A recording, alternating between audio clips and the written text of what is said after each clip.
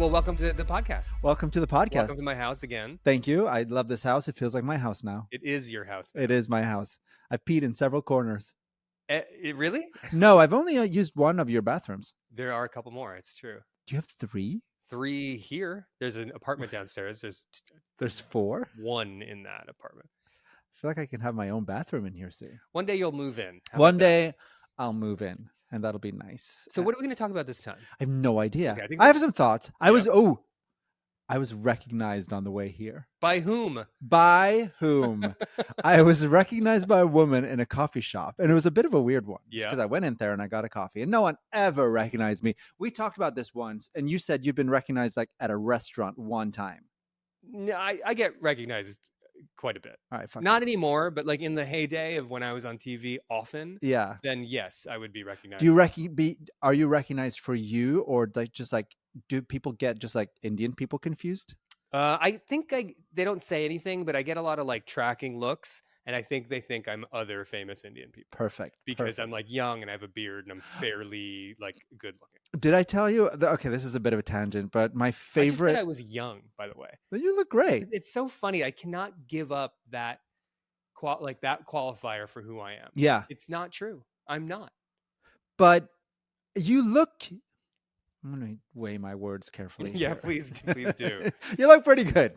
Thanks. You don't look old. You got that salt and pepper look. Yeah, that's starting to become more salt than pepper. But yeah, but that's fine. You got great hair. Yeah. You got keen eyes. Keen. I've watched you move around our studio here. Mm-hmm. I've watched you bend over, and your knees look fine. Yeah, that's what you're looking at when I'm bending over? Always. Great. Yeah, I'm a knee guy. So what did you want to talk about? Well, first, okay. Well, I got recognized. That's right. I got immediately distracted by another story, which is the first time I got recognized. So this was years ago. I was at a gala for my publisher. This was before my book came out. This sounds very fancy. It was pretty fancy. Colin Kaepernick was there. Wow. Kaepernick. Kaepernick. It was honoring him. Mm-hmm. Anyway, so there was like a slideshow on the walls. It was somewhere in Chelsea or something, and they had the publisher Nation Books had like a slideshow going on the wall with like their upcoming books, and mine was one of them. Everything You Love Will Burn, and then there's like a little author's photo of me.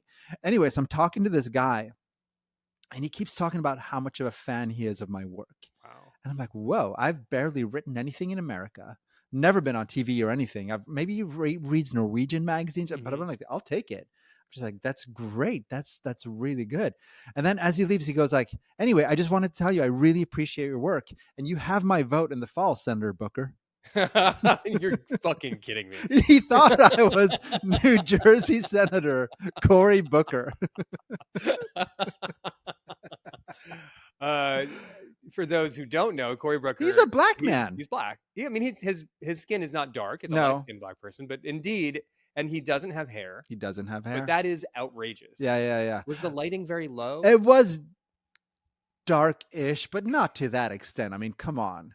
I definitely didn't have the regal bearing of a senator. I can see why, even if he's from New Jersey. I can see why that story interrupted you. Oh, another time I was on a shoot with our friends Daniel Vergara, the shooter, and Jackie Jesco and Adam Desiderio. And we were in this bar in Florida, and there was this guy who was rip-roaring fucking drunk. And he came over to me at the end of the night. Like, he was staring at me the whole time. His girlfriend was staring at Adam and Vergara because they're extremely handsome boys. But he was staring at me the whole time. And then he came over to me. He was like, I can't believe this is happening to me. I can't believe I'm meeting you. I can't believe I'm in Florida and I'm meeting what's his name? The greatest surfer ever, and the Kelly Slater. And he's like, I can't believe I'm meeting Kelly Slater. And again, just a bald guy. I don't know what Kelly Slater looks like. He's a bald guy, but he's much more handsome than me. He's more fit. Yeah. But we used him. So Adam being in Florida, we bought a bunch of fireworks that were going to explode on the beach that night. But we were all very scared because, you know, when you take all the gunpowder out of your fireworks and just put it in a pile. I've never done that before. You make a bomb. Yeah. Basically. But all health and safety goes out the window. So we'd done that. Adam was excited and we're stoked to set fire to this thing. But then we got scared because We didn't want to risk our lives. So we got the guy. Adam was like, hey, do you want to help Kelly Slater? I think I was like, fuck yeah. So I have this video. Maybe we'll post it on our socials Yeah. of this guy just like muttering to himself, like, oh, I can't believe I'm meeting Kelly Slater, setting fire to this big pile of explosives. And then the whole fucking thing goes up in his face. Anyway. Was he okay? He was no worse off than he was when we found him. Mm-hmm. We left him in the same condition we found him, just drunk, confused, and a little bit befuddled. Do no harm. So this morning, I was in the store, in the coffee shop, and this woman was like, how's the lawsuit going? Which lawsuit? And that's what I said. And Yeah. she said, the Kanye lawsuit. Oh. So apparently she knew about the thing where Kanye stole the photo. We haven't talked about it. Let's back up for context. So you weren't recognized for your work, let's say, at Vice over the years. I've never ever. Turns out I've been recognized a few times, but never ever for my work. Maybe that's good. Yeah. But you now were recognized for something that's happening in your life right now, which we should talk about. Right. So in 2015, I was still writing my book about the KKK and about neo-Nazis, and I was kept going to these trips to hang out with these fuckfaces, right? Yeah. And one weekend, I was going to a wedding for Dan Elmquist and his fiancee Andrea Dahlbaby. I forget her last name. I'll assume these are real people, white people, clans people. Okay. So the whitest people. A white wedding. Oh, it's a white wedding. Yeah. It's a nice day for a white wedding. Which is like deep in the paint in Tennessee somewhere. And I brought my friend, the photographer, Peter von Ogmile, who's a great photographer. Great. And we were hanging out at this wedding. It was also, everyone was a little on edge because apparently it was National Kill a White Person Day, which these clan fucks had gotten into their heads was a thing. Yeah, I've never heard of that. Which is surprising to me because you're part of like the non-white community, who I assume every year celebrates National Kill a White Person. It's on our little calendars that they send us in the mail. But I remember, like, we got up early in the morning and we're sitting in the field. It's always in a fucking field. And we're sitting in a field and like around a campfire, and like all the boys like, we should put out a watch. And I'm like, why? What are you talking about? Well, National Kill a White Person Day. We heard it on the grapevine. They might be coming. Well, of course, no one's fucking coming. Anyway, so there's a whole big wedding, and the wedding ceremony was in a barn. And they were dressed in their robes, and they had their little, like, their clan robes. Like, how are clan weddings different or similar to regular weddings? Different outfits. Was there like pre-ceremony drinks? There was no rehearsal dinner. No rehearsal. No. We took that one just off the seat of our pants. There were no drink. You're not supposed to drink at a clan rally. Oh, because they're very Christian affairs, like depending on your definition of Christianity. Yeah, but they're very. So, the clan was founded on, again, depending on your reading of Christian values. It was like founded on Christian values. So they don't drink. But it was, a handful of people. They all got dressed up in their robes, which fucking, like, the thing with the clan, that's what you wear to a clan wedding. Yeah. Your robe. Robes. Yeah. The robes are kind of funny, right? Because they look spooky. Yeah. When you see a Klansman at a picture or on video, like, they look intimidating, right? Sure. Which is the point, the whole point. But what you never see, which is my favorite, is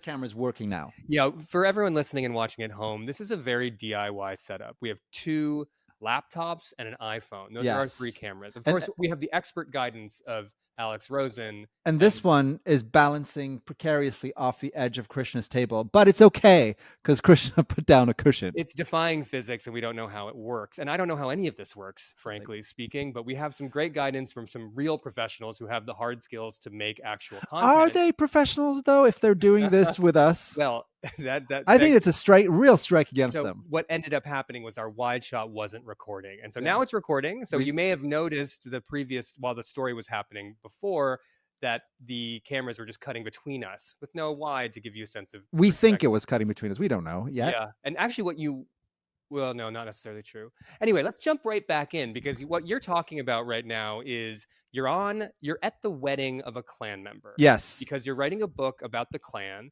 Yeah. because for some reason you thought that was a good idea. But that finds you in a really crazy place that I think normal human beings don't find themselves in, which Yes, is yes, the yes. whole reason we got into this journalism thing in the first place is because you want to go places and do things that you're not supposed to You be want doing. weird experiences. Exactly. This one was yes. So I'm at a clan wedding, and incidentally, the same field a month before, this clan guy tried to murder me twice for two different reasons. But we can talk about that another time. Okay, why don't we put that on the table to Put that keep to this one clan side. thing going? But okay, so and the reason we're talking about this clan wedding is because you have an ongoing lawsuit against Kanye West, and we'll get into exactly why. That's Yeah. the story. But continue. So okay, so this was Andrea and Dan's wedding, Mhm. and oh yes, we were talking about the clan ropes, about Yes. how they're like designed to be super duper spooky, and they fucking are. Yes. But when you see a clansperson take them on, put them on, Put them on. it looks fucking ridiculous because they're hard to put on because they're basically they're not silk. What's that like cheap sort of nylon? It's not nylon. It's just like shitty, Yeah. cheap, and you can never find the armholes, and you Mhm. can never find like your eye holes or your head holes. So like you have these like ding dongs fucking like traipsing around a field, and like they fall over because you get confused and like, where's my head hole? It's really good. Yeah, so the image of a Klansman astride a horse, maybe a bunch of them, strikes terror into the hearts of most because Yeah. that's the point. Yes. But what you're saying is it's actually super goofy because it's hard to put on. It's made of shitty material, Yes. chintzy material. And when they fail to put it on correctly, it's super weird. It's super weird. And the whole like the clan itself is like weird and stupid in the same way, right? Like I don't think a lot of people know how the clan got started. It got started because some former Confederate soldiers, some officers were in Pulaski, Tennessee. Oh my God. And they were at a drinking club and they were fucking bored out of their gourds. Pulaski, Tennessee, named after the Polish general Casimir Pulaski.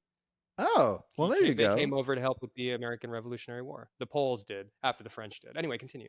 Well, so they were in this drinking club and they were just bored because they used to have fun in the Civil War. Now they're just like drinking. And then one goes, "Hey, fellas, you know what we should do? We should dress up like ghosts. And then we should ride around and scare people." And they were like, "That sounds delightful." And then one guy was like, "You know who we should wicked scare? Black people, because those people also believe in ghosts." So what they would do is like at first they didn't have like the proper clan regalia, so they would just like dress up in like literal sheets like idiots. Yeah. And then they would ride around and they would say stuff like, "Oh, we're soldiers who died in the Battle of Shiloh," which was apparently a battle. And they're like, "We're in hell, we're thirsty." And these poor, freed slaves were scared. Yeah. And the guys were like, "Well, that's fun. Hey, we should make this a club." So like that's how the whole thing got started, just like the dumbest fucking thing ever. Sure. And that's how it's kept going. Anyway, so we're at this wedding. Which is funny because racism writ large is dumb. It's so dumb. I mean, it's threatening, it's terrible, it's all these awful words, but at its heart, it's stupid. It's so stupid. Yeah. Like this whole. Yeah, I agree. Like anti-Semitism, right? Like it's based on these like old conspiracy theories that they still fucking believe in. Like the Nazis of today are still talking about this book, the Protocols of the Elders of Zion, which is like provenly made up by some idiot in Russia in the 19th century. Yeah. But like that's the thing, like they still believe this shit. It's as dumb as it ever was. Right. Anyway, so you're in wedding, the barn. They all get dressed up in their robes. They fall over. They're very not graceful. They have a little dog, a little cocker poodle called Leroy. They get him a little robe too, and it's adorable. Yes, he's got this little red robe, and they have a badge on it that says a pointy hat. No. Oh, he's just you got me. He's like, and it's like Donald ducking it. Yeah. But the robe has like a little patch on it that says White Power. So it's like Leroy, the White Power cocker poodle, and he's in it. So anyway, so we take this photo in this barn of Dan and Andrea, kind of like, it's like a loving moment. They're wearing their robes, so you can't see their faces, but it's like, it's a wedding photo. Yeah, this is their wedding photo. This is their wedding photo, and Peter takes it, and it ends up on the cover of this Norwegian magazine in 2015. It's cool. We don't really think about think anything of it. Then like 3 weeks ago, Peter texted me out of the blue and said, "Vegas, have you seen this fucking Kanye thing?" And like, what Kanye thing? So Kanye has just, I don't know where he's found this photo. I don't know if he's a big reader of Norwegian magazines that are 10 years old, but he took the cover shot and he like photoshopped it a little bit in like weird ways. He put the one of the clan people in blackface, which you're not supposed to do, Krishna. You can't put white people in blackface. If I've learned anything, Yeah, that's complicated. Yeah, okay, yeah. continue. I thought, And he fucking continue. photoshopped out Leroy, the white power cockerpoodle. That's gone. But so apparently that's the cover for his upcoming album, WW3. Wow. Yeah. And the liner notes are all like scribbled with like swastikas and stuff like that. It's just bad stuff. It's not good. So you have to zoom out when you're there in 2015. You're doing this story when you're coming up with this book idea. When you're writing this book. When you're at the gala promoting your book. All of these things. You're never going to think in your mind that like Kanye West is going to use one of these images. Well, I mean, first of all, I think Kanye was relatively normal back then too. Indeed, correct. And back then, if he were to use it back then, it would probably be some sort of clever take on the history of racism in America, because his early stuff is really smart when it comes to that stuff. So back then it would have made some sense, but now 2025 Kanye is just like, I'm a Nazi now, right? So this is what we're gonna do.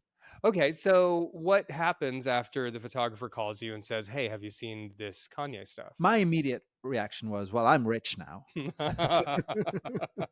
Super stoked about it. Turns out I'm not, because it's just the person who presses the button who's rich. But so we don't know yet. The album isn't out yet. It's been announced by Kanye on his Twitter with a photo, but it's not like out on streaming services yet. Peter is repped by Magnum. Oh, wow. You don't fuck with those guys. Magnum is the photography agency that represents probably the big best, boys, the big photojournalists and documentary photographers of the world. Exactly. And so you 100% don't fuck with Magnum ever. So I'm just assuming that lawyers are on it, right? And I just posted about it on my Instagram because I thought it was funny. Yes. Because I think it is funny. It's funny in the big world of coincidences and how we find ourselves, at the tip of culture sometimes. And it's also funny in just like in a 2025 funny. Like 2025 is just so fucking weird in every single way, right? Well, I feel like we've been saying this since 2020, like, God, I'm so tired. And then the years just keep getting... Well, it also comes to like, we've been around and we've been doing this kind of stuff for so long that the things that we did 10 years ago or 6 years ago kind of like coalesce into moments that are happening that we watch on TV and we think to ourselves, gosh, I was kind of right there. The reason I bring this up is because I did a story in 2019 about the president of El Salvador, Nayib Bukele. And at that point, he was being inaugurated in his first term as president. And he was a bit of a unknown. And he was trying to get his name out and kind of say, hey, I'm like the millennial president of this country that's kind of broken, and I'm going to fix it. You know what? He wore his president's hat the wrong way around. And... Yeah, he was cool. He's like, I'm not a regular president. I'm a cool president. And so, because of the excellent work of a colleague, Roberto Daza, we were afforded unfathomable access to this man's life for a few days. We went to his baby shower. He had a baby shower. His wife was pregnant. So he was like, hey, get into our car. We did like a cross shoot car interview, ascending the mountains outside of San Salvador to this beautiful sort of resort event area. And we get out of the car, and his wife is there, and she gives me the craziest eyes. She's like, what the fuck are you doing here? Why did you bring a documentary crew to our... He hadn't told her? We hadn't told her. And so then we go, it's like the best and brightest. And anyway, all to say, I've been in very intimate situations with Nayib Bukele as a result of this piece. And now, 6 years later, I watched that like Oval Office meeting, him and Donald Trump, and I was like, man, I've seen that guy brush his teeth. It's like, man, I was at his baby shower, or his wife's baby shower. It just boggles the mind of all these things. It is weird, isn't it? It's anyhow. Continue. Well, I mean, we don't know what's happening. I have no earthly idea what's going to happen. I know I'm not going to get rich. Okay. Unless Peter gets rich and he fucking cool and sends me some money. But then how did the woman at the coffee shop know about Maybe your she saw lawsuit? my Instagram or something. I have no idea. I see. I have no idea. I'm not used to being recognized at all. Mhm. So it was just weird. Feels nice. That's it? Did it, like, make your day a little better? I really don't like. How are you with fame? Feels like a weird thing. But like I don't. Whenever I like posted anything, any articles I'd written or Mhm. anything, and if anyone mentioned it on Twitter or social media, I got very uncomfortable immediately. Hmm. Like I don't like the idea of people not liking me. Oh. And I think putting anything out there comes with the inherent risk of like, look at this fucking fuck. Look at this idiot, right? Because I think that's also the nature of social media, right? Like Yeah. people won't tell you if they like it, but if you're an idiot or if they don't like it, they'll tell you. So I don't like that at all. Mhm. I have a need to be loved, but maybe I have a more deeper need Hated, not to be hated. despised, Yeah, it's may very easy to be despised online, I or, think. like, belittled. You don't want people to cut you down. I I told you about what Dan Bongino told me, right?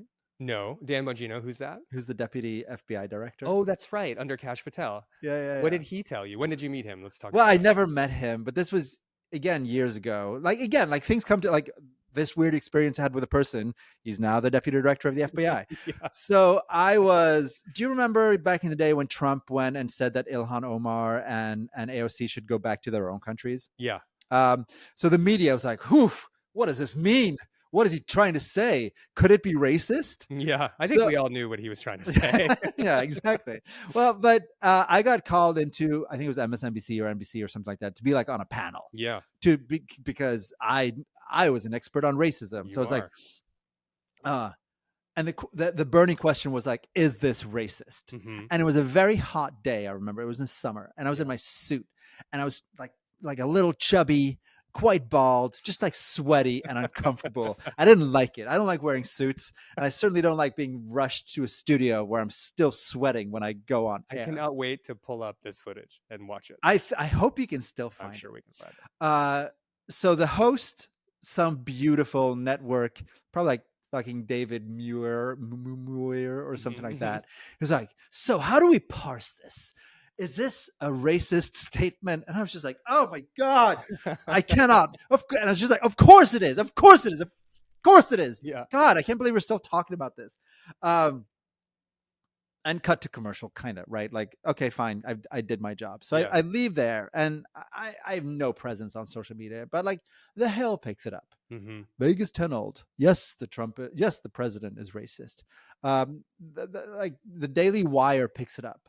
Then Fox picks it up, and it's getting steam. Like all these like idiots now online, like who's it? And this is a fair point. Who's this fucking fuck no one heard about? Mhm. Meaning things about our president, which is fair. No one ever heard about me. Why do I get to talk about the president Yeah. on TV? But like everyone is like yelling at me. There was this one guy. This was great. He just posted a screenshot of me and from TV, and he just writes under like, "Dude, where are your eyebrows?" Like, Touche. so good. It Yeah. just hit me like a spear through the heart. But um Dean Cain, who was in, remember the New Adventures of Lois and Clark, Yeah, the Superman. arguably one of the worst Supermans, very handsome, he gets involved. It's like, who the fuck is this fucking asshole? Oh. But then Dan Bongino comes in and he Mhm. just tweets, "This guy obviously pees sitting down." Which is like true. That is a very, esoteric burn. Well, Like, what does it that's mean exactly? maybe it's to say that I'm soft and womanly. Hmm. Again, all true. And it's like, that's why he's got my endorsement for FBI director, because we need those kind of acute instincts. Like he knew Creative burns. there's a guy who pees sitting down, and like we need those kind of guys fighting the crime we have in this country. Anyway, yeah, this is all to say it's weird when things come back into Uh-huh. the zeitgeist. Yeah, and I mean, again, this is sort of picking up on things that we've talked about in previous conversations, but like, it's also weird when these things pick up in the zeitgeist, and we also have no real platform to talk about it I or know. like really think about it. Because like, I had a somewhat similar experience when, um, Steve Bannon got indicted for the like We Build the Wall campaign. He was trying to raise money to privately build a portion of the border wall, and so we did a story about that. I interviewed him for half a day while he was giving a presentation to a retirement community in Arizona, close by to where they would build the wall. Turns out the FBI indicts him or rather, he is indicted for fraud, effectively, because he was using that money to fund part of his lifestyle, etc. He is indicted, he's convicted, and then furthermore, he's pardoned. But it's sort of like, when you read the indictment statement, you're like, oh, wait, he said that to me. Like, part of what he said was what, to me, in our piece, is what got him indicted. And you start to feel part of the story in this very, very like intricate way. And now it's like he got pardoned and he's just doing his podcast, and every once in a while he comes up in the news, and I'm like, gosh, remember when we hung out? Yeah, Vergara was there.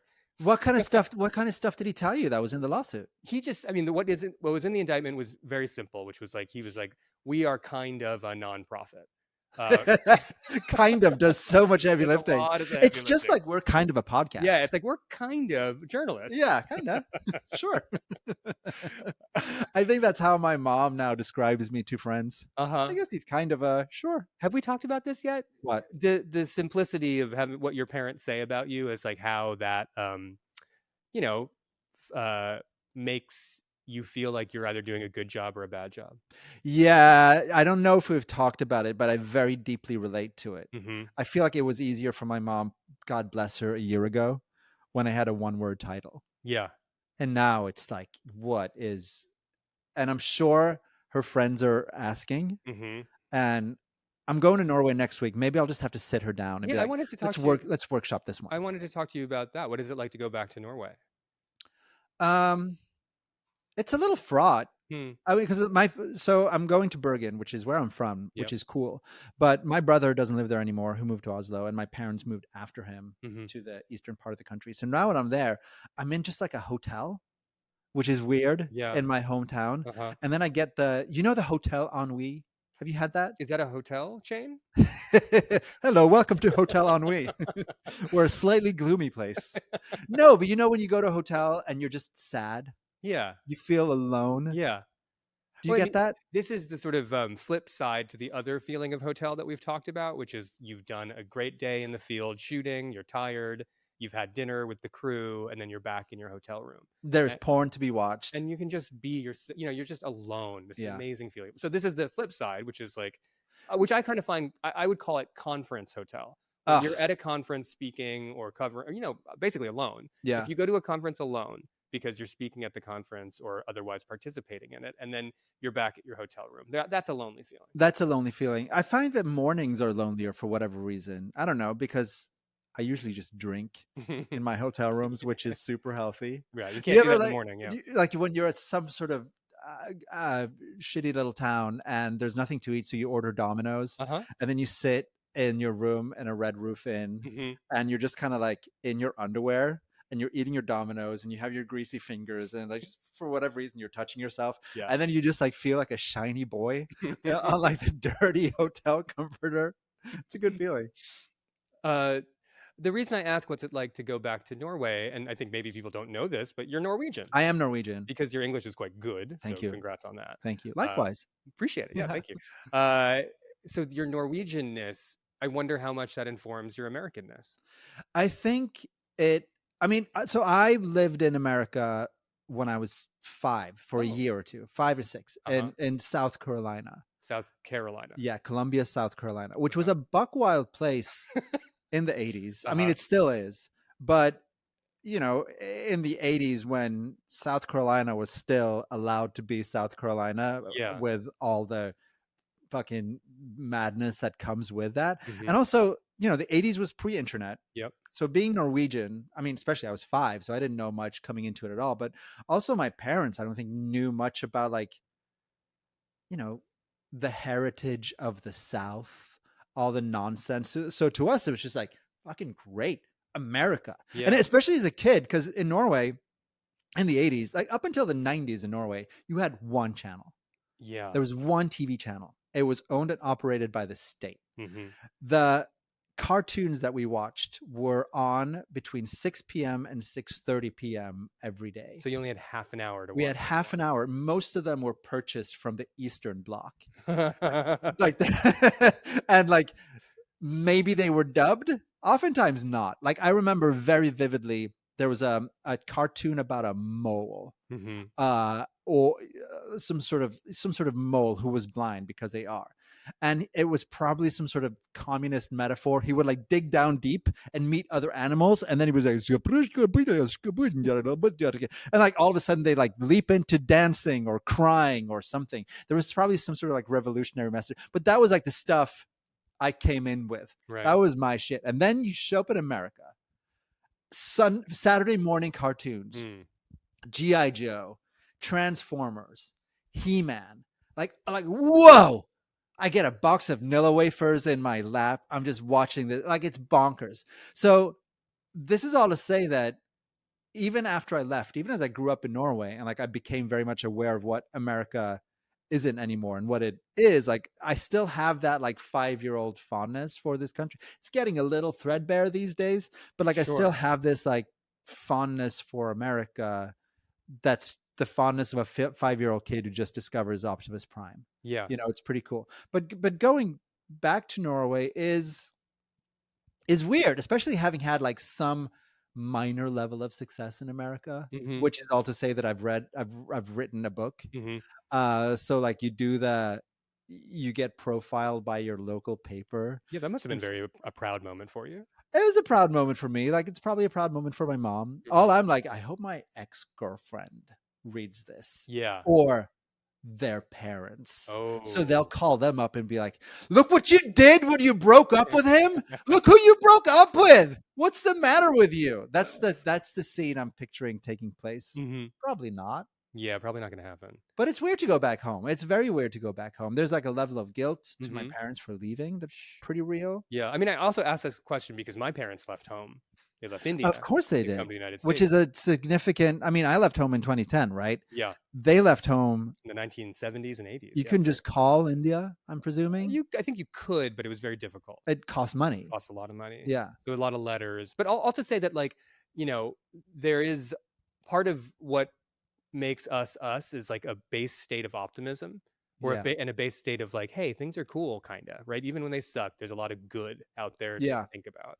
And I wonder how much of that comes from just being recent immigrants. I mean, myself, I'm not an immigrant, but I grew up in immigrant communities. I think there's a fundamental optimism that comes with leaving somewhere for somewhere else. Yeah. Right. I kind of have that optimism because I went back to India a lot as a younger person, and as an older person, I've covered it as a journalist. I've gone there, on trips, etc.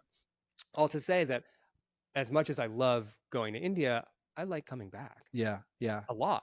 But you realize there's a world out there. Like your reference, you hear stories from your parents and your grandparents about India. So like almost immediately from the moment you're born, you have these two reference points. You have where you are at the moment, but you also know about this huge place called India in this future place called Southeast Asia. So but what is it like? Because, to me, Norway is the kind of society that reads as hyper functional. Oh, it works. It works so well. Right? The public infrastructure, beautiful. The streets, clean. Everything functions. Yeah. And I think India is sort of in the popular imagination, and to some degree in the objective reality, is that it isn't Norway. Yeah. It has a different reputation as far as like how everything works. But Norway is also a little dull then to that in that sense. Like it's a little. Yeah, I love it a lot. I love being from there. Yeah. I love going back there. But you love being from there and not living there, I think so. Right. I mean, look, as America keeps going on the weird and terrifying trajectory it is right now, it's becoming more like, well, it's nice to have this one in my back pocket. You still hold a Norwegian passport, I guess. Yeah. I'm not a citizen of this country. I think I will become a citizen just because you should watch what you say then. Yeah, I guess that's true. This is all make believe. I don't think they're coming after you. But yeah, it is weird to be from someplace that you're not living in. And it's like always, I'm sure your parents would relate to the sense of guilt that they have toward their parents, probably to a much greater degree, because I can just jump on a FaceTime with my parents, or I can go back a few times a year. But I'm sure when your parents left, it was like when they said goodbye at the airport or harbor, or how your parents got here. I think that's a good you know what I mean? But it's like that's a much bigger goodbye. Yeah, it was. That's a It huge certainly one. was. But okay, so that asked me the real question I have then is, why did you leave? Because I think, like, for my parents, the answer was quite simple, which is they could make a lot more money here. Yeah. That's definitely not my experience. I left. Well, I got into school. I got into Columbia for journalism, and then we just moved here. Me and my then girlfriend, now wife. Oh, amazing. And we were childless in New York, lived in the East Village. What's better? Yeah. And New York is a cool place to live. It's a fun place to live. Even when we had kids, it's fun and it's weird. And like, let's face it, my beat as a journalist pretty quickly became the dystopia beat. Yeah. And no place is better than America for angry ass white dudes, which is what I kind of fell into covering. And what attracted you to talk to angry ass white guys? Is in my imagination, and you can correct me if I'm wrong, they let you in, right? They let me in after a while. It took a long time. Yeah. It took a long time. I mean, if I come calling, it's going to be a little different. My name is quite ethnic, if you want to. I mean, your name is pretty ethnic too. I mean, I didn't use my actual name, right? Vegard. Like I use Vegard. I use Vegas. Right. So which is also nice because they couldn't trace me. But I think, I mean, it's curious. I like people who see the world completely different. And it's also like easier. I remember I took investigative journalism at Columbia, and I couldn't fucking do it because it's hard. It's a lot of paperwork. It's a lot of paperwork. It's easy? Making the Klan look weird and interesting. Sure. So it just became like, it's fun. It's weird. To me, it's like, I'm always endlessly fascinated by, like, why do you see the world this way? This is bonkers to me. Like, what are you trying to make happen? Like, why do you live this way? You're looking for alternate realities within the minds of others. Yeah. And I think I'm trying to tie that together with my experience. Like, I'm trying to find some sort of common ground. And I'll admit there's very little common ground between me and the Nazis, right? Or at least so I thought. I think we talked about this a little bit. Go on. There we go. I'm listening. But it's all like when I realized that I've been covering American loneliness. Oh, right. And yeah. like then at some point recently when I had this like, oh, fuck, I'm really lonely too, before I came to your house every day. But you know what I mean? Then it's like, then it started clicking for me a little bit. And like those moments are the ones I really like, where I realize that, okay, we have, if not a shared understanding, like I can maybe understand a little bit where you're coming from. Now, of course, they added racism, white supremacy, conspiracy theories on top of that. But it's like, okay, but if I understand this sort of feeling of loneliness that maybe brought you here, then maybe I can understand what's happening in the country a little bit. Like if I can understand why people are falling for extremist rhetoric, why they're falling for conspiracy theories, then at least that'll inform my work a little bit. Yeah, I wonder, like, for a while, and this was a practice that I think my wife introduced me to through like social work and other social services that people do, which is like, you think of like an alternate reality explanation for what people are doing. Like when people do things that on the face of it look completely counterintuitive or illogical or otherwise, against their interest or whatever you want to call it. If you interrogate what they're up to, it's oftentimes for a reason that they think is reasonable and logical. And it's because they live in an alternate reality. Right. Within their brain, the world is completely different from within our brain. Yeah. Or within your brain. And I think that there's a fundamental thing that when you try to talk to people in our profession, you're trying to get inside their mind to understand why are the actions they're taking reasonable to them. And I think sometimes we're the ones living in the alternate reality, right? There's some media criticism that's I'm about to drop on you guys. Which is just like, all the journalists we know live in New York, Mm-hmm. DC, Mm-hmm. maybe LA, Mm-hmm. right? And then we set out to understand America. It is a noble project. It is Isn't a it, Vegas? noble Yes, project, and indeed. we're Like saviors. Alexis de Tocqueville. Exactly. Democracy dies in It darkness. does. Can you believe when they came up with that shit? Fuck off. But anyway, it's like, and then we talk about, and I talk about that when I go to Norway too. People are like, why do these Trump voters vote against their interests? And then you're like, well, maybe it's not against their interest. Maybe if we stepped out of our bubble, it would start making some more sense. Yeah. Maybe the political system that we've lived under hasn't really served them. So maybe, voting Hillary hasn't helped, or voting whatever hasn't helped. So maybe it doesn't seem to them like they're voting against their interest. I remember I did that. Have you done that when right in front of a national election, all the journalists go to the Rust Belt, to the real America, and then we go to a diner, because Americans eat at diners. That's what they do. And then they have their Coca-Colas and they have their roast beef sandwiches. Anyway, so you sit there and you talk like, oh, I'm talking to a coal miner now, right? So I did that before the 2016 election or whatever, and like all of them said, like, dude, we know that we know that Trump's not going to bring back coal. We're not stupid, but at least he acknowledges enough to lie to us. Hillary doesn't even do that. And it's like, all right, that kind of makes sense. At least he acknowledges us enough to lie to us. Yeah, Hillary just didn't give a shit kind of thing, Interesting. So it's just, I think the bubble thing is real. And I think sometimes if you try to like look outside your own bubble a little bit, it takes a while to come to this realization. It took me a while because like I was the hero journalist in my own story for a long time. You loved being at that diner. You were like, I'm doing the real thing here.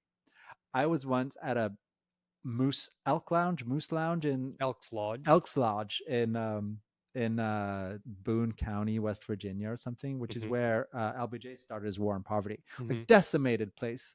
And I was hanging out there one night with my friend Linus, and it was like quiz night. And I was like, watch me soar. I went to Columbia. These ding-dongs don't know shit. Dude, they crushed me. Interesting. There was also a lot of questions about Norway, weirdly, that they got, I didn't. Really? So it's like nice to have these like little humbling moments. Yeah. Where, they paid their bar tabs in like half oxy, and they would still destroy me when it came to trivia, which was nice. So being humbled is a big part of our project too, I think. I mean, if you look at our setup, it's very hard not to be humbled. We are humbled men. We are humbled men. But we have, I mean, what I always come back, what I am always struck by when we have these conversations is how much, I guess, world experience we've both come to the table with. We do come to the table with quite a lot of baggage, both good and bad, right? So so now I want to maybe talk about like, what are we going to do? What do we like this? We always come back to what are we going to do? What are we going to do? Have we made any headway? I don't know. Well, I think we're still going to go out into the world and find the people who do things that can teach us a little bit about happiness, right? Yeah. Like I think we're doing good stuff. Just this, like this is, as we're talking now, nothing has made it out into the world. Nope. So far, we've had 4 or 5 recordings, but nothing has made it out into the world, which I find myself not really caring about, because just this has made me feel really good about things. Yeah. So like to me, that's a win right now. You know what I mean? We're going to find people who do things that make them happy, and we're going to go do them. I like that a lot. Yeah. We're going to bring in our friends. Like we have our friend Vergara on this call. Yeah. Watching quietly. We have our friend Alex, who we're already working with. I mean, this feels good to me. It feels great. I'm glad that I learned a little bit more about you, because the funny thing is that we worked, side by side, not necessarily together ever. We always hit it off at the pub and in the halls, but I never really asked a lot of questions about who you are. No, I think it's nice now, or I was a little intimidated by you, right? So I think the fact that we're both brought so low, so biblically low, that we're both a couple of Jobs, sitting here now, just being struck down for our hubris. That helps. It does help. I'm very sorry that you had to come down to my level. I was hoping I could come up to yours, but whatever works. The vicissitudes of our industry really hit Yeah. us both. Maybe me harder. Is that what you're trying to say? I had less to lose. You know what I mean? Well, how should we wrap this up? My tummy is churning. Should we have lunch? Should we go have lunch? Let's have lunch. Let's have lunch. Oh, no. Let's end this on a professional note. Okay. Hopefully, by the time you watch this or listen to it, we will have social media. So find us. I'm just going to list some platforms now, and we don't know if we're on these yet, but just look for us, whatever applies. Instagram. Yep. Substack. Mm-hmm. Spotify. Mm-hmm. YouTube. YouTube. That's a big one. Find us on YouTube. We're assuming it's going to be some sort of variance of Wonderboys. Yeah, that's the issue. So in all of these platforms, it's a different permutation of underscores, Wonderboys, underscores. Whether it's 2 or 3, depends on what we could find. What else? Not LinkedIn. Not yet. Should we be? No. Do not look for us on LinkedIn. Maybe OnlyFans. I don't think so. What else? We're gonna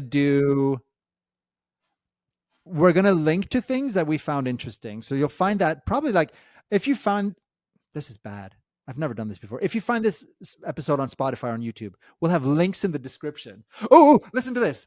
Like and subscribe. Like and subscribe. Yeah, I think that's all we need people to do. And TikTok. Wow, that was loud. Yeah, TikTok. So if you're listening to this, it's likely that you know us, right? Like, or have followed us in the past, or have given birth to us. Yeah, exactly. To one of us.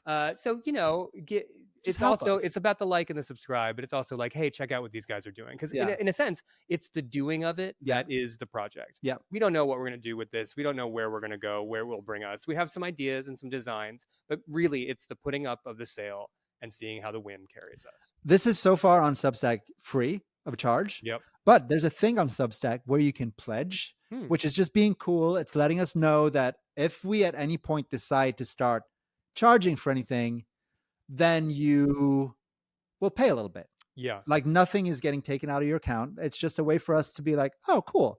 Pledge. This could be worth something. So if you want to do that, Mom. All right. With that, let's have lunch. Let's have lunch. Bye.